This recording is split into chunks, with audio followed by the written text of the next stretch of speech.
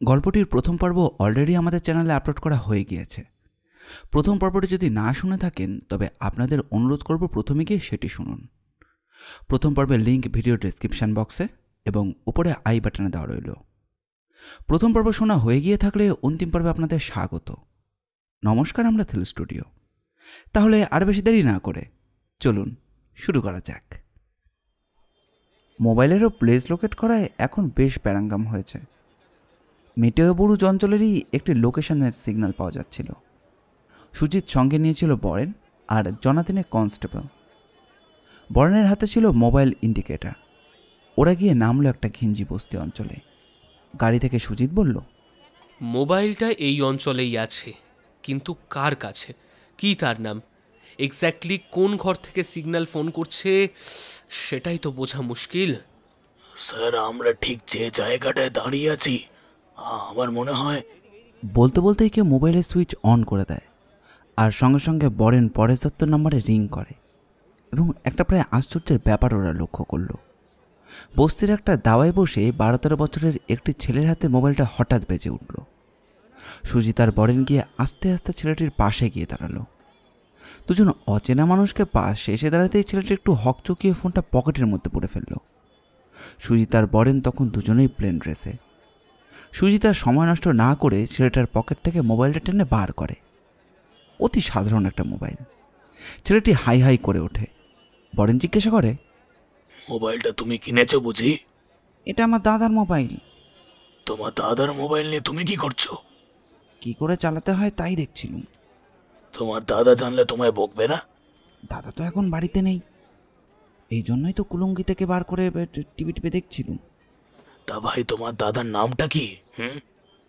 ওয়াসিম। তা দাদাকে আপনাদের কি দরকার? আমি শুনেছি এখানে নাকি চোরাই মোবাইল সস্তায় পাওয়া যায়। ওয়াসিমের কাছে এরকম একটা সেট আছে। আমি একটা মোবাইল কিনবো বলে এসেছি। ঠিক আছে, দাদা এলে তার সঙ্গে কথা বলবেন। তবে দাদার কাছে কিন্তু আর কোনো মোবাইল টোবাইল নেই। তুমি ঠিক জানো? হ্যাঁ জানি, তবে ভাবিজি আরও ভালো করে বলতে পারবে। ঠিক আছে, তুমি এক কাজ করো। তোমার নামটা যেন কি? জাহাঙ্গীর মোল্লা। তা জাহাঙ্গীর ভাই, তোমার ভাবিজিকে একটু ডেকে দেবে? ওর সঙ্গে কিছু কথা বলার আছে। ভাবির সঙ্গে যা বলার বলবেন, এখন মোবাইলটা আমাকে ফেরত দিন তো। দাদা জানতে পারলে আমার মাথা ভেঙে দেবে। দেবো দেবো, আগে তোমার ভাবিকে ডাকো, আমরা পালাচ্ছি না। জাহাঙ্গীর ভেতরে যাওয়ার মিনিট দুয়েকের মধ্যেই 25-26 বছরের একটি মেয়ে বেরিয়ে আসে। পেছনে জাহাঙ্গীর। মেয়েটির আপাদমস্তক দেখে নিয়ে সুজিত বলে, আপনার স্বামী মানে ওয়াসিম এখন কোথায়? মেয়েটিকে দেখে যতটা নিরীহ টাইপ বলে মনে হয়েছিল আদবেই তা নয়। কথাবার্তাও তার বেশ কর্কশ টাইপ। কে আপনারা? আগে তাই বলুন তো।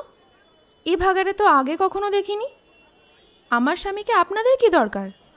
আমাদের পরিচয় জেনে আপনার কোনো লাভ নেই। যেটা প্রশ্ন করছি আগে সেটার উত্তর দিন। ওয়াসিম কোথায়? তাকে আমাদের খুব দরকার। জানি না। ওয়াসিম কি করে? তা তো জানি না। বাহ, আপনি তার ওয়াইফ অথচ তার সম্বন্ধে কিচ্ছু জানেন না। ছ্যাবলামো হচ্ছে। বললাম তো জানি না।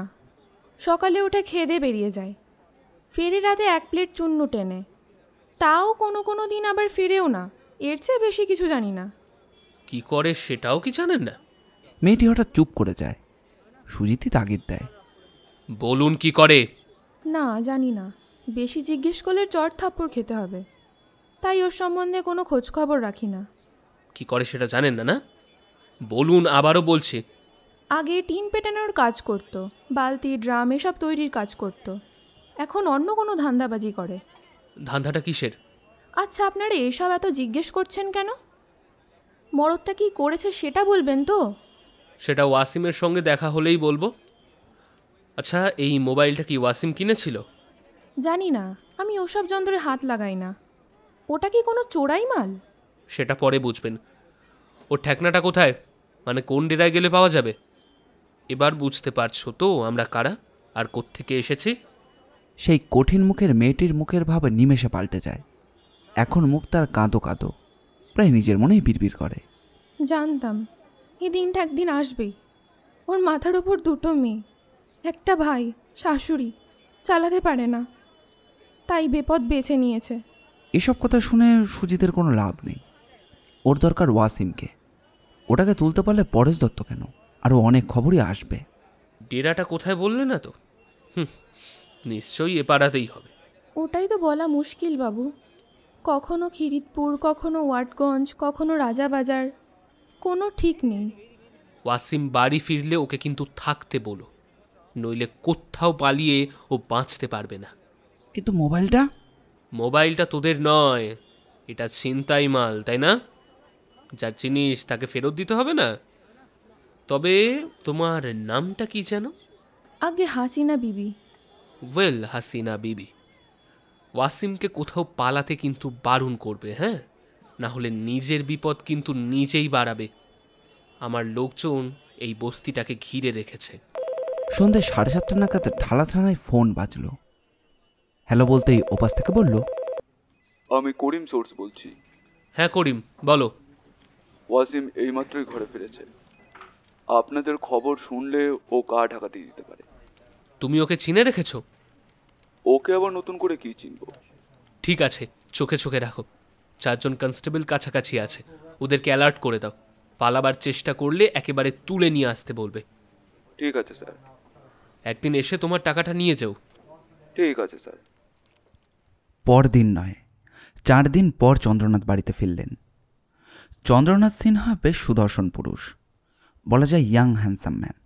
চলনে বলনে এবং পোশাক পরিচ্ছদে বেশ কেতাদার, অ্যাভারেজ বাঙালির মতো হাইট। বাইক অ্যাক্সিডেন্টের পর এখন আর বাইক চালান না, গ্যারেজের একদিকেই সেটা পড়ে আছে। বেল বাজাতেই কাজের মেয়ে কমলা এসে দরজা খুলে দেয়। চন্দ্রনাথ জিজ্ঞাসা করেন, ড্রাইভার এসেছিল নাকি? ঠিক আছে বলে চন্দ্রনাথ দোতলায় উঠে যান। একটু পরে কমলা এসে 1 কাপ গরম কফি এনে টিপয়ের ওপর রেখে দেয়। সাহেব, আপনার কফি দিয়ে গেলাম, খেয়ে নিন, ঠান্ডা হয়ে যাবে নয়তো। কমলা চলে যাচ্ছিল। চন্দ্রনাথই জিজ্ঞাসা করেন, এর মধ্যে কেউ আমায় ডাকতে এসেছিল নাকি? চিন্তা করে কমলা বলে, শর্ট প্যান্ট পরে একটা মেয়ে এসে খুঁজছিল। ভুরু কোচকায় চন্দ্রনাথের। স্বপ্নালী তো কোনোদিনও শার্ট প্যান্ট পরে না। তাছাড়া এই বাড়িতে সে তো কোনোদিন আসবেও না। তাহলে কে? আর যে 4 জন মেয়ের সঙ্গে তার সখ্যতা আছে, ঘুণাক্ষরেও এ বাড়ির দরজায় আসবে না। মনে মনে ভাবতে থাকেন। Then who is that girl? Mobile নিয়ে সোজা ফ্রেশ রুমে ঢুকে যান চন্দ্রনাথ। প্রথমে স্বপ্নালীকেই ফোন করেন। স্বপ্নালী জানায় যে এভাবে বালিগঞ্জ প্লেসের বাড়িতে যাওয়ার কোনো প্রশ্নই নেই, কোনোদিন এভাবে যাবেও না। তাছাড়া সে জানে যে চন্দ্রনাথ এখন কলকাতায় নেই, এত যাওয়ার কোনো প্রশ্নও নেই। সে দরকার পড়লে SMS আছে, টুইট আছে, হোয়াটসঅ্যাপ আছে। অর্থাৎ স্বপ্নালী নয়। ফোন কেটে দেয়। আরও 2-4 জনকে ফোন করলেন। উত্তর সর্বত্র একই। তাহলে কে? প্রশ্নটা মাথার মধ্যে ঘুরপাক খেতে লাগলো। সোজা গিয়ে নিজের ঘরে গিয়ে বিছানায় টান টান হয়ে শুয়ে পড়লেন। 4 দিন তাকে অনেক জায়গায় ঘুরতে হয়েছে। বিশেষ করে বানপুরের জমিটা খুব কমপ্লিকেটেড হয়ে উঠেছে। একটু ইন্টেরিয়ারে, কিন্তু পুরো জমি। বুঝতেই পারছেন, জমি পেতে বেশ টাকা কড়ির দরকার। এরই মধ্যে শোনা যাচ্ছে যে ওখানকার MLA মক্কেলের মস্তানটিকে নিয়মিত ঘোরাঘুরি করছে। কিন্তু যে জমির ওপর চন্দ্রনাথ সিনহার দৃষ্টি পড়েছে, সেটা অন্য কেউ বাগিয়ে নিয়ে যাবে, সেটা সে কিছুতেই হতে দেবে না। কিন্তু ফ্যাক্টর এখানে টাকা, অনেক টাকা। রাধিকা কাননের জমি দখল নিতে গিয়ে কোটি টাকার রিস্ক নিতে হয়েছে, সেখানেও ধার। মনটা বেশ বিক্ষিপ্ত হয়েই ছিল। মাথায় খুব বেশি ভাবনা থাকলে চোখ বুঝলেও ঘুম আসে না।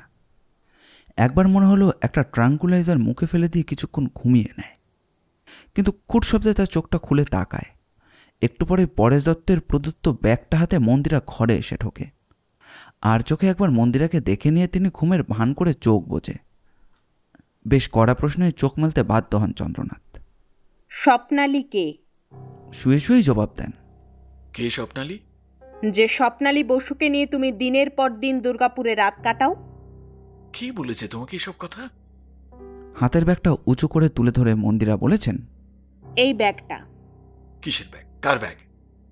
স্বপ্নালী বসুর ব্যাগ। ব্যাগের মধ্যে পার্সে মহিলার নাম আর দুর্গাপুরের ঠিকানা। যদিও মোবাইল নাম্বার আছে, কিন্তু আমার প্রবৃত্তি হয়নি কোনো ফোন করার। চন্দ্রনাথের রগটা ঢিপ ঢিপ করছিল। রাগটা চেপে জিজ্ঞাসা করলো, এই ব্যাগ তুমি কোথা থেকে পেলে? সেটা পরের প্রশ্ন। তার আগে বলো, স্বপ্নালী বসু কে? নাম শুনে বুঝতে পারছো না একটা মেয়ের নাম?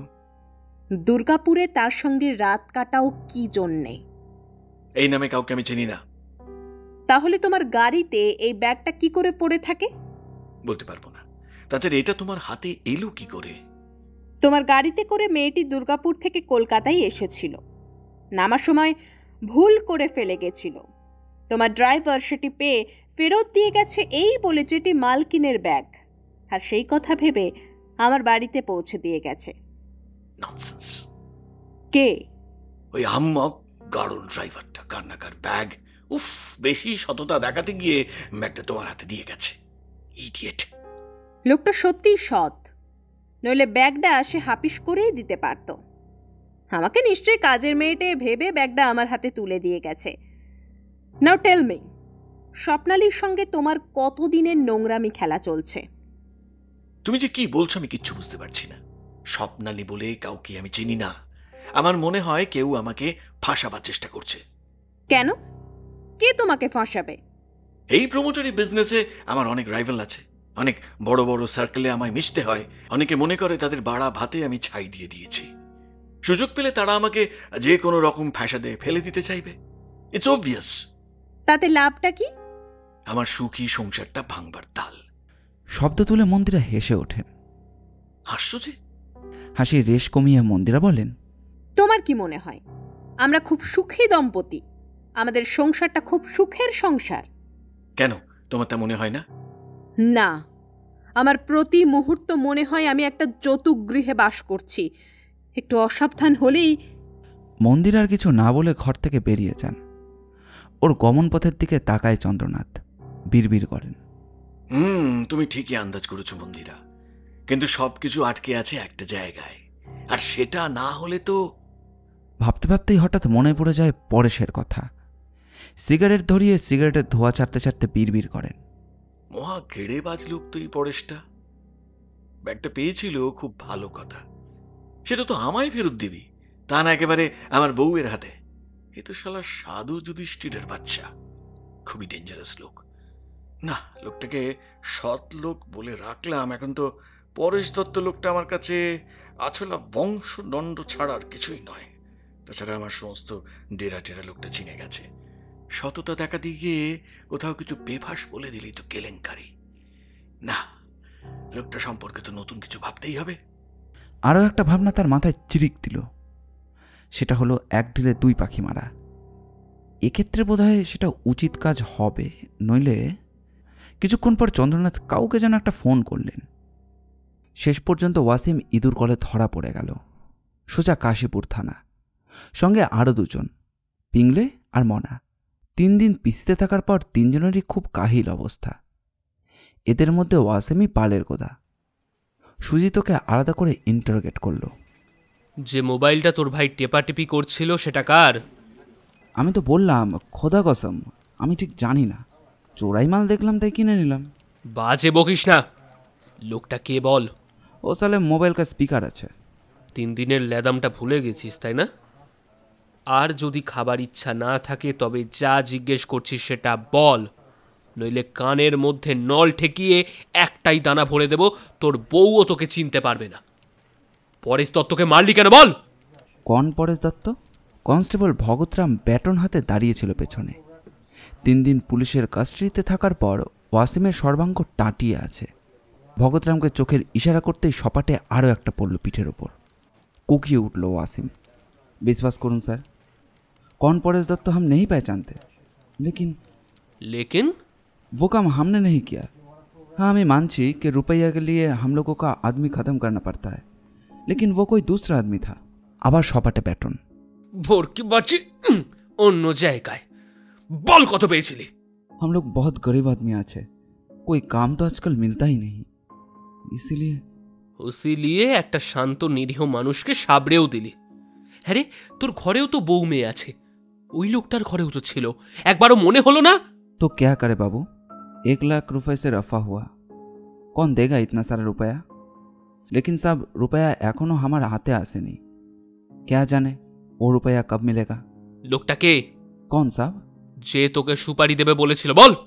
उनको तो हम नहीं पहचानते। চিনিস না? খোদা কাসম। আরও কি ডান্ডা খাবার ইচ্ছা আছে? পকেট থেকে একটা ছবি বার করে সুচিত আর বলে যে এই লোকটাই তো। ওয়াসিম মাথা নিচু করে থাকে। কদিন ধরে এই লোকটার সঙ্গে কাজকর্ম করছিস? पहले बार साहब। ভাগাতরাম, बोलते साहब बोलছে तो 7 बरस হবে। এর আগে কটা সাবার করেছিস বল। 2 साहब। একটা বনগায় আর একটা টালা পার্কে, তাই তো? जी, लेकिन अपना हाथ में कुछ नहीं किया। তার মানে? गोली मैंने नहीं चलाया, वो काम किए थे मीना और लड़की को बलात्कार किया पिंगले। उस साले बहुत हंगर है। আর মেয়েটাকে কে মারলো? पिंगले, उसका पास डैगर था। साहब, पैसे का लालच में हम लोग बहुत बुरा काम करे हैं, सिर्फ पेट के लिए। लेकिन जो साहब लोग हमारे लिए काम कराए वो साले बहुत बुढ़ा आदमी आछे। अगर हम लोग उसके लिए नहीं काम करे तो देखबे कोई दूसरा किलर हम लोगों को खत्म करिए देবে। সব শুনে সুচিত চুপ করে দাঁড়িয়ে রইল। ওয়াসিমের দিকে তাকিয়ে কিছু একটা ভাবতে শুরু করলো। ওয়াসিম তখন মাথা হেট করে দাঁড়িয়ে আছে। সুচিত মনে মনে ভাবল ওয়াসিমের কথাগুলো প্রত্যেকটাই সত্যি, কিন্তু যতক্ষণ না সে আসল লোককে প্রমাণ সমেত হাতের মুঠোয় পাচ্ছে তারও তো কিছু করবার নেই। হোল স্টেটমেন্টেই তো পচে গলে গেছে। কিছুক্ষণ নিজের মনেই পায়চারি করলো সুচিত। তারপর একসময় পায়চারি থামিয়ে ওয়াসিমের সামনে দাঁড়িয়ে বলল, তোমার কথাগুলোকে আমি উড়িয়ে দিচ্ছি না, কিন্তু আমরা চাই যে লোকটা তোমাদের দিয়ে যেসব কাজ করায় সেই লোকটাকেই আমরা হাতের মুঠোয় পেতে চাই। তুমি কি আমাদের হেল্প করতে পারবে? সাহাব, আপনি আমার কাছে হেল্প চাইছেন? লেকিন কেসা হেল্প? বলছে তুমি বা তোমার শাগরেদরা জীবনে যা অপরাধ করেছো তাতে আইনের শাস্তি তো তোমাদের পেতেই হবে, কিন্তু আসল লোকটাকে ধরার কাজে যদি আমাদের সাহায্য করো আমি চেষ্টা করব তোমাদের শাস্তি কমাবার। এখন বলো তুমি কোনটা চাও? कहिए साहब, क्या करना होगा मुझे? তোমাকে আমরা অ্যারেস্ট করেছি সেটা বাইরের কেউ জানে না। তোমাকে আমরা কিছুদিনের মধ্যে ছেড়েও দেব। আমার যতদূর রিডিং, আরও 2টো মার্ডারের অন্তত একটার জন্য লোকটা তোমাকে ডেকে পাঠাবে। কবে, কখন, কিভাবে সেটা লোকটাই তোমাকে জানিয়ে দেবে। बस बाबूजी बस, हम समझ लिए। आपको खबर देना पड़ेगा कब, किसको और कौन सा आदमी, सही तो? কারেক্ট। कॉन्ट्रैक्ट किलर का ऐसा काम करना ठीक नहीं होता। यह काम बहुत बेईमानी का काम, लेकिन मैं ऐसा ही करूँगा। हम तो ऐसा बुरा काम छोड़ना ही चाहते हैं।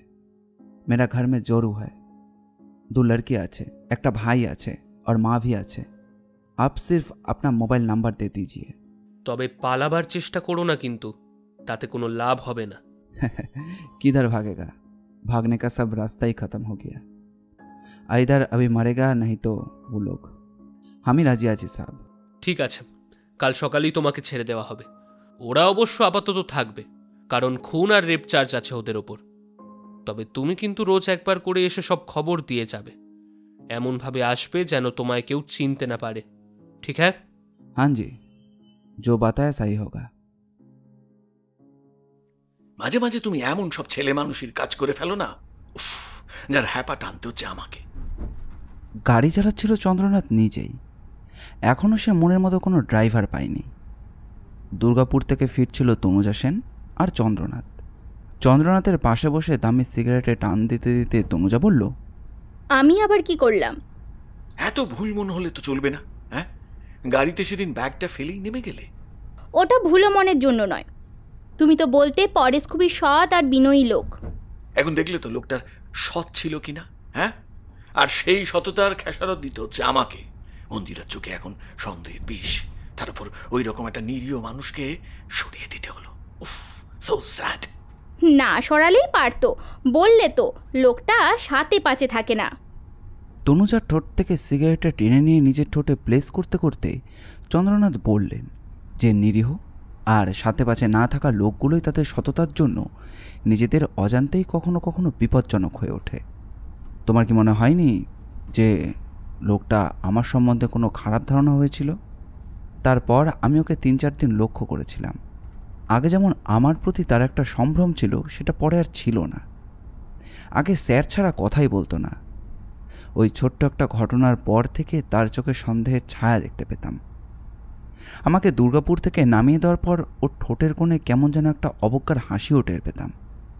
তাছাড়া আমার ডেরাগুলোর জানা হয়ে গিয়েছিল। তনুজা ততক্ষণে আরও একটা সিগারেট ধরিয়ে ফেলেছে। ধোঁয়া ছাড়তে ছাড়তে বলল, কিন্তু এরকম একটা বিশ্বাসী লোক কি চট করে পাবে? লোকটাকে মেরে দেওয়া বোধ হয় ঠিক হলো না। জানি জানি জানি, কিন্তু উপায় ছিল না। মন্দিরাকে তুমি চেনো না, লোকটাকে পাকড়াও করে বোকা হাবলা লোকটার পেট থেকে সবকিছু বার করে নিত। তুমি মন্দিরাকে ভয় পাও? ভয়? ভয় নয়, ভয় নয়, চটাতে চাইছি না। কেন জানো? রাজশেখর মৈত্রের বিশাল সম্পত্তির একমাত্র ওয়ারিশকে কি ঘাঁটানো উচিত? আর যদিও প্রমাণ করে দিতে পারে আমি একটা অবৈধ সম্পর্কে জড়িয়ে আছি, আর যদি সেই গ্রাউন্ডে ডিভোর্স সুট ফাইল করে। কিন্তু আমরা তো এখনো বিয়ে করিনি। এক স্ত্রী বর্তমানে দ্বিতীয় স্ত্রী বিয়ে করার চার্জ তো আনতে পারবে না। কিন্তু কিন্তু আমরা লিভ ইন তো করছি। এবং মন্দিরা কেন, কোনো মেয়ে সেটা মেনে নেবে না। তুমি কি পারতে? হাসছো যে? কবেই আমি মন্দিরাকে হাপিস করে দিতাম। তাতে কি হবে? মন্দিরাকে আমি যে কোনো মুহূর্তে মেরে দিতে পারি, তাতে লাভটা কি হবে? স্বামী হিসেবে তার সব কিছুই তুমি পেয়ে যাবে।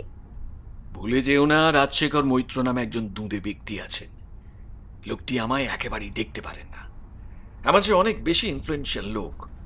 তার মেয়েকে খতম করে আমি তার সম্পত্তির ভারিশন নেব? হ্যাঁ, অত সহজ নয়। তার মানে আমাকে সারা জীবন তোমার হোর হয়ে থাকতে হবে? No darling, no. আমায় আমায় আর একটু সময় দাও।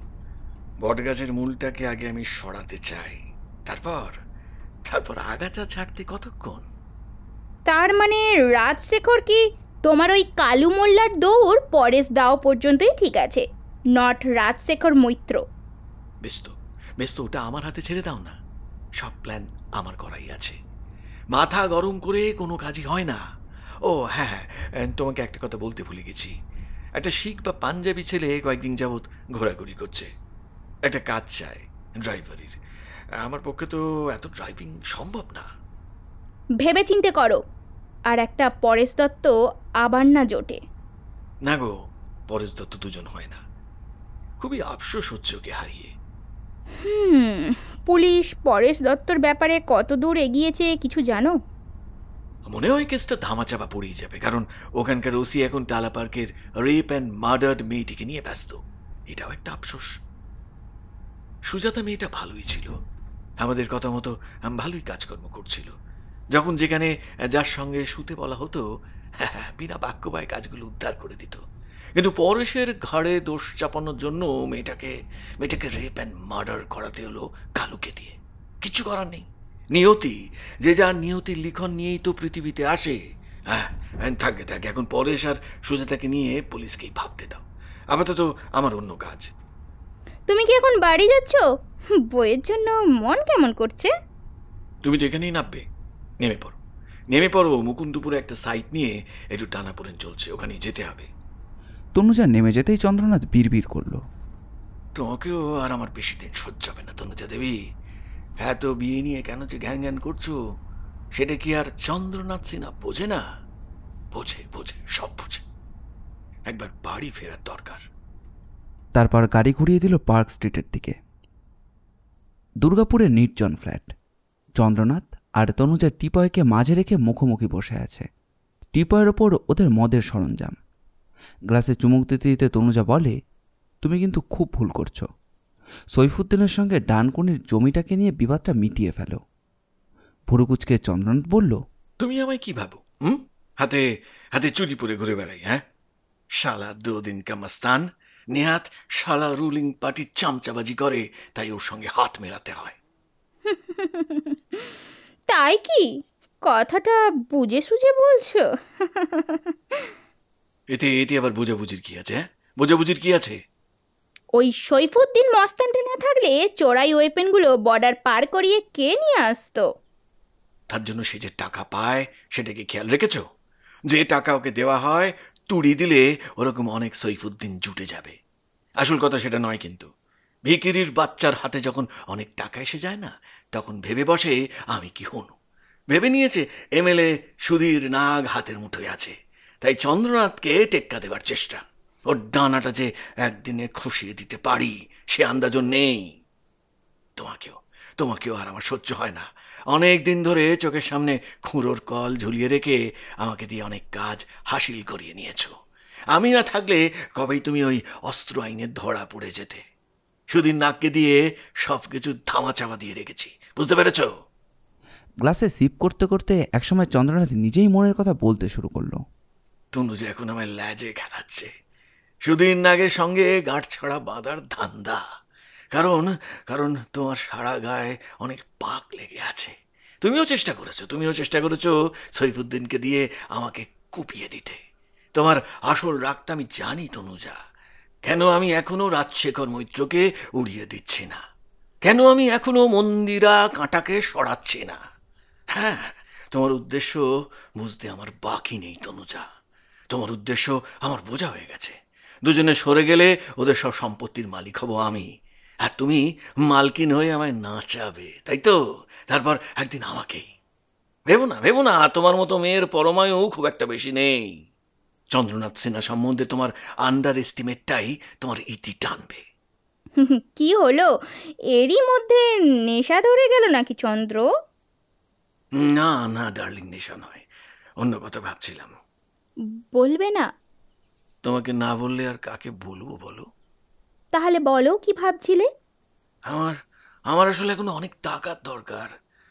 আচ্ছা, আমাদের লুকোনো গোডাউনে আর কোনো পেটি পড়ে নেই তো? সেইগুলো এতক্ষণে সারা পশ্চিমবঙ্গ ছড়িয়ে গেছে। টাকা এসে গেছে? বেশিরভাগটাই এসে গেছে। কিন্তু এসব তো ধার বাকির ব্যাপার নয়, হাতে হাতে বিজনেস। কারোর কাছে পড়ে থাকা মানে তো, হ্যাঁ বুঝতে পারছো? ওই জন্যই তো তোমাকে বারবার বলেছি সৈফুদ্দিনের সঙ্গে একটা সমঝোতায় চলে এসো, বাকি টাকাটা ওই আদায় করে নেব। তাছাড়া তোমার টাকার তো এখন ক্রাইসিস চলছে। কারণ তো একটাই, বনগাঁ, বারাসাত আর নেপাল বর্ডারে 4 পেটি মাল এসে গেছে।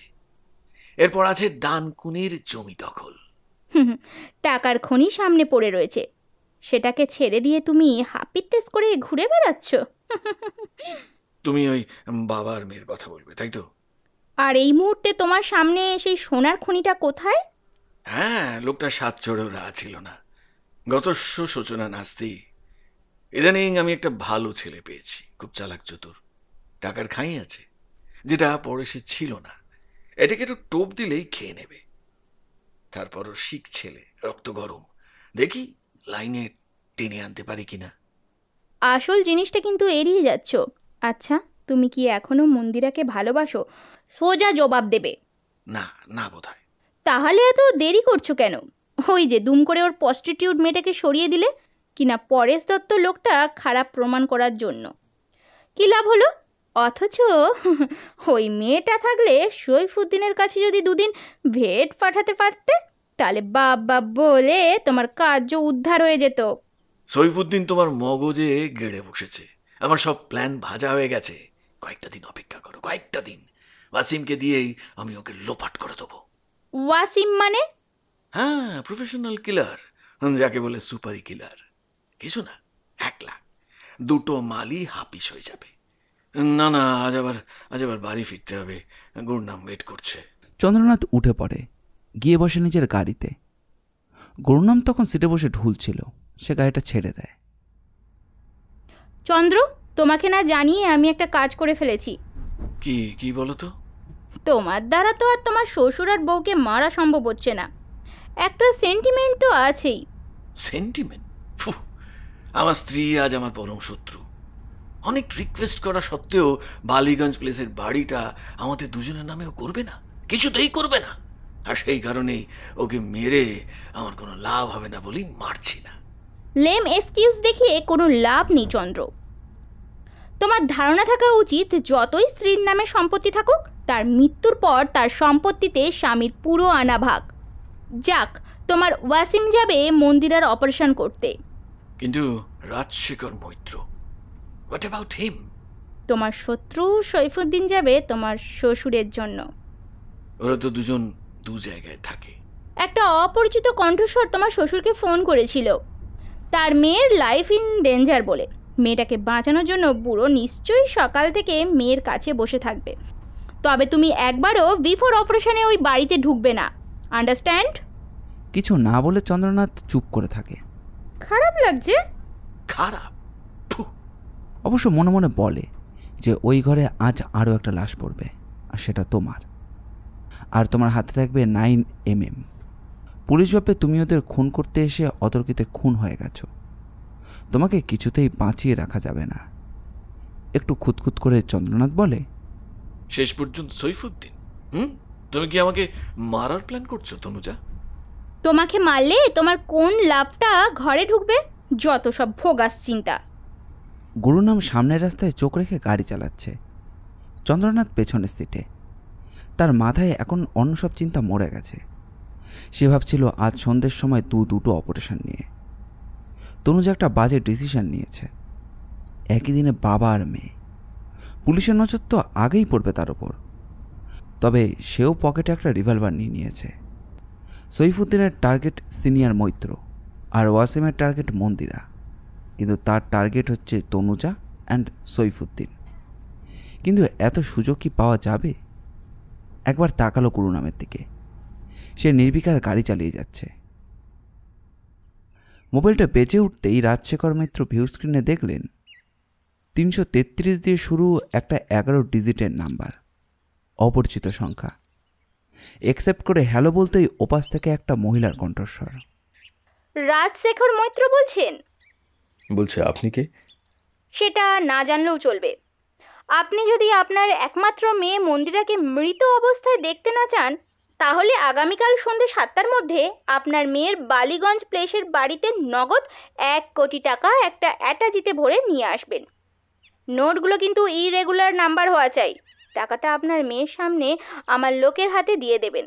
প্রাণের মায়া থাকলে কোনোভাবেই পুলিশের শরণাপন্ন হবেন না, তাহলে দুজনেরই প্রাণ সংকটে। সামান্য উত্তেজিত হয়ে রাজশেখর কিছু বলতে গেলেন, কিন্তু তার আগেই ওপাশ থেকে যোগাযোগটা বন্ধ হয়ে গেছে। মোবাইল টেবিলের উপর রাখতে রাখতে রাজশেখর মিনিট দুয়েক কিছু একটা চিন্তা করলেন। ভাবলেন, কে হতে পারে এই হুমকিদাতা? এ তো মুক্তিপণ নয়, হুমকি ফোন। সঙ্গে সঙ্গে রাজশেখর ফোন করলেন হোমিসাইড ডিপার্টমেন্টের কুন্তলা বসু মল্লিককে। রাজশেখর ফোনের কথাগুলো রিপিট করলেন। ম্যাডাম, আমি রাজশেখর মৈত্র বলছি। আপনাকে এর আগেও ফোন করেছিলাম। বলুন, আপনাকে চিনতে পেরেছি। মহিলা কণ্ঠস্বরটা কি চেনা মনে হলো? আগে না। ঠিক আছে, আমরা এমনই একটা আশঙ্কা করছিলাম। ওয়েল, আমরা সব দিক থেকেই রেডি, কোনো চিন্তা করবেন না। আপনি একটা অ্যাটাচিতে কিছু বাজে কাগজ ভরে নিয়ে অবশ্যই আপনার মেয়ের কাছে চলে যাবেন। বাকিটা আমার ওপর ছেড়ে দিন। ও যদি সত্যিই গুলি টুলি চালিয়ে দেয়?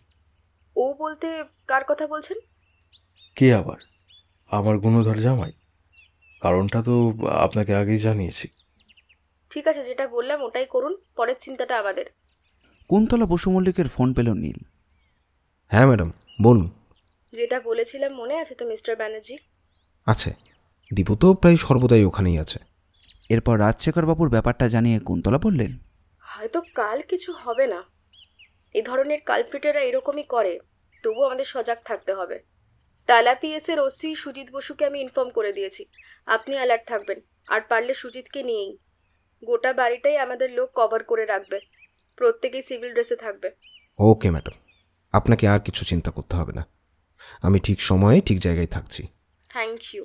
প্রথম 3 দিন কিছুই ঘটল না। কুন্তলার অ্যাজামশনটাই ঠিক হলো। 4 দিনের দিন বিকেলে এক পশলা বৃষ্টি হয়ে গেছে। এখনও আকাশের মুখ ভার। সন্ধে হতে খুব বেশি দেরি নেই।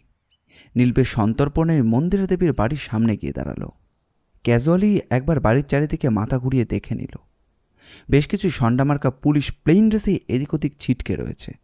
দীপুকে দেখতে পাওয়া গেল না। কারোর সঙ্গে কোনো কথাবার্তা না বলে ও সটাম গিয়ে বেল টিপল।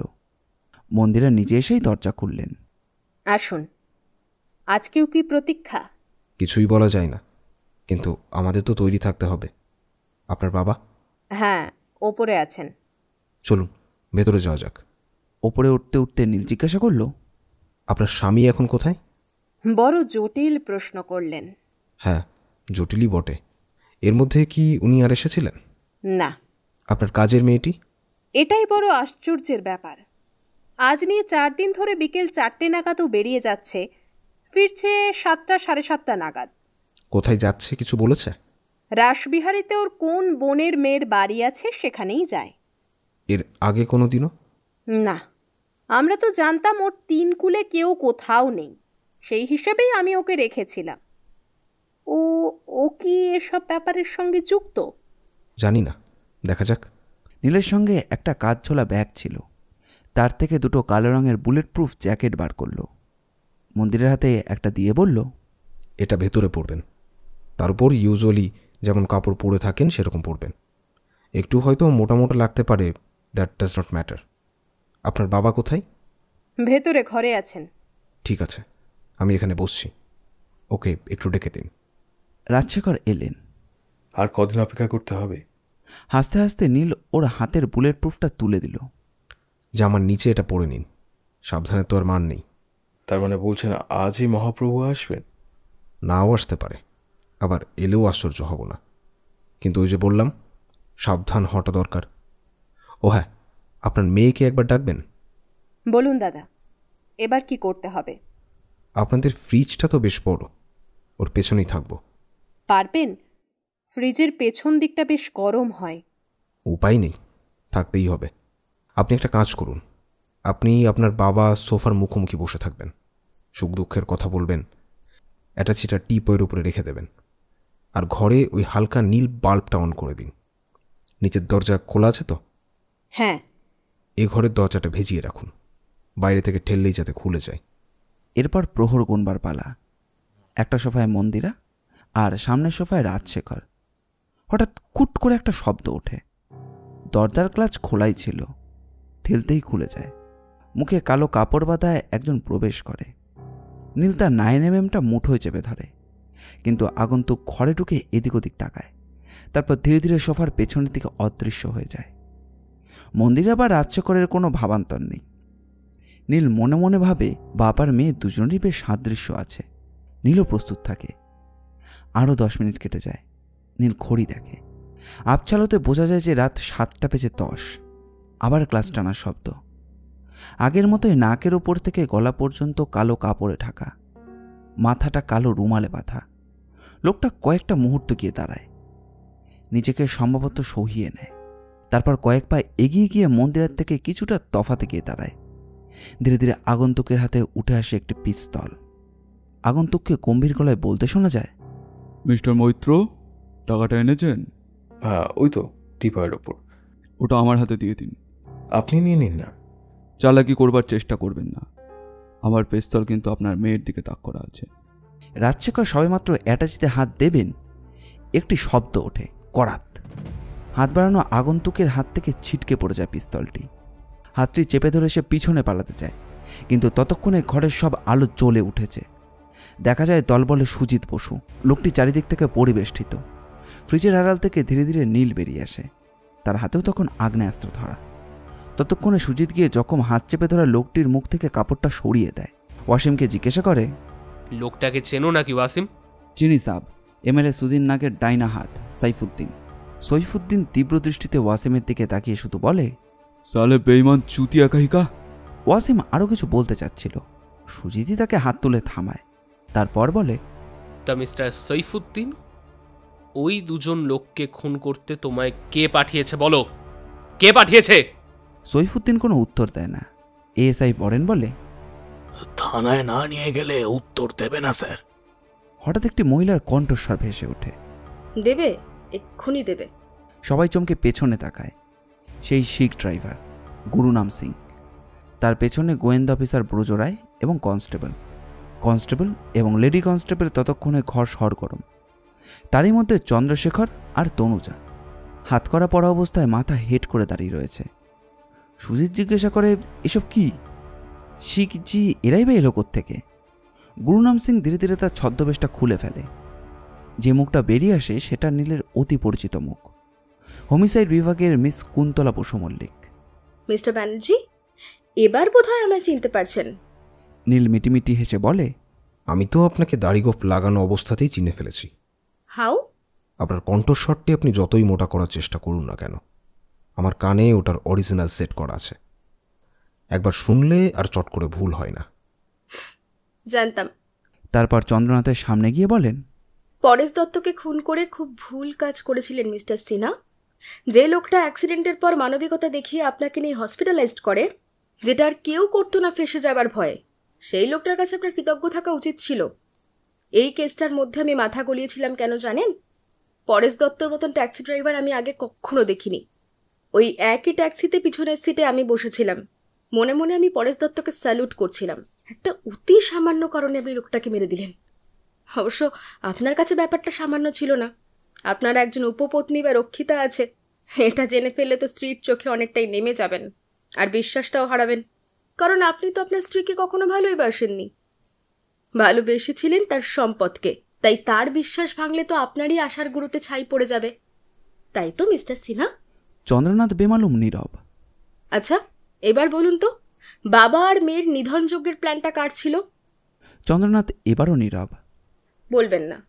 বেশ, তাহলে বাকিটা শুনে নিন রহস্যবিধি নীল ব্যানার্জির মুখ থেকে, কারণ উনি আপনাদের দুজনকে বেশ ভালোভাবে স্টাডি করেছেন এবং আমার কাছে সব কিছুই খুলে বলেছেন। মিস্টার ব্যানার্জি, রহস্যের শেষটা না হয় আপনার মুখ থেকেই সবাই শুনুক। নীল একবার সবার দিকে তাকিয়ে খুক খুক করে কেশে গলাটা পরিষ্কার করে নিয়ে বলল, চন্দ্রনাথ বাবুর অতীত নিয়ে কিছু বলতে চায় না, ওটা সবাই জানে। কিন্তু যেটা একমাত্র মিস কুন্তলা ছাড়া আর কেউ জানে না, সেটা হলো উনি একজন প্রমোটারের আড়ালে একজন অস্ত্র পাচারকারী। এই লোকটার মহিমায় সারা ভারতবর্ষের বুকে দুষ্কৃতীদের হাতে প্রচুর পরিমাণে অস্ত্র, ভয়ানক এবং বিধ্বংসী সব অস্ত্র চালনা হয়েছে। আর এইখানেই ক্ল্যাশটা বাঁধে শ্রীমতী তনুজা দেবীর সঙ্গে। অস্ত্র আনা এবং পাচার করার দায়িত্বটা ছিল সৈফুদ্দিনের ওপর, আর সৈফুদ্দিন হচ্ছে শ্রীমতী তনুজার বেড পার্টনার। হ্যাঁ, এটাই ঘটনা। কি তনুজা দেবী, তাই তো? তনুজা চিৎকার করে ওঠে, সম্পূর্ণ মিথ্যে কথা। You are a liar. না, এটাই সত্যি। আর এই সৈফুদ্দিনকে নিয়ে আপনার সঙ্গে চন্দ্রনাথের একটা ঠান্ডা লড়াই দীর্ঘদিন ধরে চলছিল। উভয়ের মধ্যেই একটা অলিখিত অহিনকুল সম্পর্ক ধীরে ধীরে জমাট বাঁধছিল। তার আগে শিওর, ওয়াই নট? ওয়াসিম ভাই, কি সাব? তোমাকে একজন মানুষকে খুন করার বরাত দেওয়া হয়েছিল, তাই না? জি সাব। কাকে? রাজশেখর সাহেবকে। কে দিয়েছিল? চন্দরবাবু। কিন্তু প্ল্যানটা হঠাৎ পাল্টে গেল কেন শ্রীমতী তনুজা দেবী? বলবেন নাকি আমাকেই বলতে হবে? অন্যদিকে মুখ ফিরিয়ে তনুজা বলে, আপনি তো সব জানতেই বাবাজি, তাহলে আপনিই বলুন। তাহলে আমিই বলি। আপনার প্ল্যানের কাছে চন্দ্রনাথ বাবু ছিলেন শিশু। যতই হোক নিজের বিবাহিতা স্ত্রী, দোনামোনা করছিলেন, কিন্তু তবুও আপনার সবুর সই ছিল না। আপনি চাইলেন একসঙ্গে দুজনকে শেষ করে দিতে। এতে আমার লাভ? কি লাভ সেটা আপনার চেয়ে ভালো আর কে জানে।